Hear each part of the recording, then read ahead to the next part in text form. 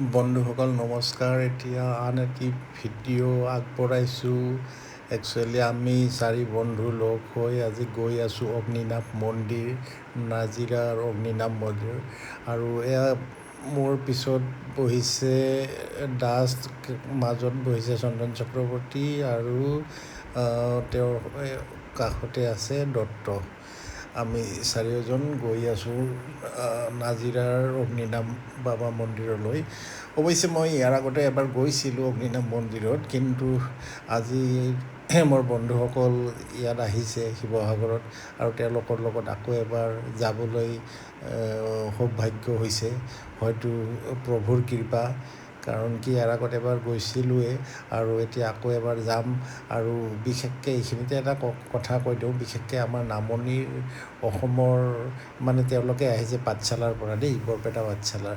তো তেওঁলোকে ইমান দূৰৰ পৰা আহিছে, তেওঁলোকৰ লগত যদি মই নাযাওঁ কথাটো বৰ ঠিক নেকি। আচলতে কি হয়, হয়তো প্ৰভুৰ কৃপা, সেইকাৰণে যেনেকৈ নহওক মই যাবলগীয়া হৈছে বাৰু। আৰু এই সুযোগতে প্ৰভুৰ দৰ্শন সেৱা এভাগি আগবঢ়াবলৈ নিশ্চয় মোৰ সৌভাগ্য আজি হ'ব। আৰু গৈ আছোঁ আমি নাজিৰাৰ অগ্নিনাভ মন্দিৰলৈ।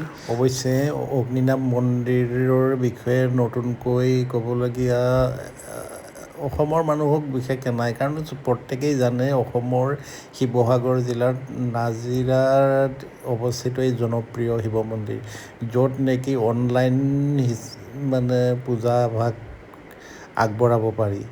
এই মন্দিৰটো বিশেষকৈ অনলাইন শিৱ মন্দিৰ হিচাপেই বহুতৰ মাজত পৰিচিত হৈ উঠিছে। ইয়াত ভক্তসকলে অনলাইন মাধ্যমৰ জৰিয়তে পূজা অৰ্চনা আৰু দৰ্শনৰ সুবিধা লাভ কৰে। তো মন্দিৰটোৰ বিশেষত্ব এয়ে যে ভগৱান শিৱক উৎসৰ্গিত মন্দিৰ। নাজিৰা ৰেলৱে ষ্টেচনৰ ওচৰতে অৱস্থিত। মহাশিৱৰাত্ৰিৰ সময়ত হাজাৰ হাজাৰ ভক্তৰ সমাগম হয়। শান্ত পৰিৱেশ, আধ্যাত্মিক অনুভূতিৰ বাবে বিখ্যাত। অসমৰ বিভিন্ন ঠাইৰ পৰা ভক্তসকল ইয়ালৈ আহে। আৰু কথা হ'ল, যদিও অনলাইন পূজা কৰিব পাৰি, কিন্তু মানুহ আকৌ অনলাইনতকৈ নিজে আহি পূজাভাগ আগবঢ়াবলৈ বেছি ভাল পায়। এনে সাধাৰণতে ৰাতিপুৱা 8 বজাৰ পৰা আবেলি 3 বজালৈকে খোলা থাকে। মোৰ বন্ধুসকলে কালি আহি ওলালেহি শিৱসাগৰত। যিহেতু মই শিৱসাগৰত থাকোঁ আৰু তেওঁলোকক লগত লৈ আজি মই গৈ আছোঁ অগ্নিনাভ মন্দিৰলৈ। হৰ হৰ মহাদেৱ, জয় অগ্নিনাভ বাবা কি জয় হো। সর্বদুঃখ হারায় সর্ববশীকরণায় রামদূতায় সাহা। ওম হোম হনুমতে রুদ্রবতারায় সর্বশত্রু সংহরণায় সর্বদুঃখ হারায় সর্ববশীকরণায় রামদূতায় সাহা। ওম হোম হনুমতে রুদ্রবতারায় সর্বশত্রু সংহরণায় সর্বদুঃখ হারায় সর্ববশীকরণায় রামদূতায় সাহা। ওম হোম হনুমতে নমঃ।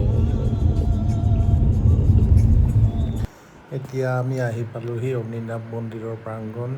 এয়া ৰাস্তাৰ দাঁতিত চাওকচোন, সৰু সৰু এই ফুল, ধূপ ধূনা, চাকি বন্তিৰ সৰু সুৰা অসংখ্য দোকান লাইন লাগি গৈছে।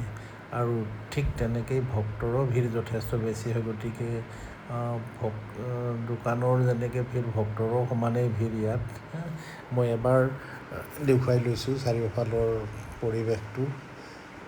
এয়া চাওক, এতিয়া মানুহ শাৰী পাতি আছে। আচলতে ইয়াতে 8টা বজাত যদিও খুলি দিয়ে মন্দিৰ দৰ্শনৰ কাৰণে, কিন্তু ৰাতিপুৱা 5টা মানৰ পৰাই হেনো লাইন পাতি থাকে। এই যে কনষ্ট্ৰাকশ্যনটো দেখিছে, ইয়াতে অগ্নিনাভ মন্দিৰটো স্থানান্তৰ হ'ব। এতিয়া সেই পুৰণি আগৰ এই মন্দিৰটোতে পূজাভাগ চলি আছে। আৰু এয়া চাওক মানুহৰ দৰ্শনাৰ্থীৰ ভিৰ। যি নহওক, অগ্নিনাভ শিৱ মন্দিৰটোৰ মূল পৰিচালনা আৰু যত্ন লোৱা ব্যক্তিগৰাকী হ'ল শিখা মজিমদাৰ বেজবৰুৱা। তেখেতে এই মন্দিৰটো 2015 চনত স্থাপন কৰিছে। এই মন্দিৰটোৰ নিচেই কাষতে আছে নাজিৰা কৰ্ট। আৰু তাৰ ওচৰতেই আছে বৰপুখুৰী, ঐতিহাসিক আহোম ৰজাৰ দিনৰে এই পুখুৰীটো।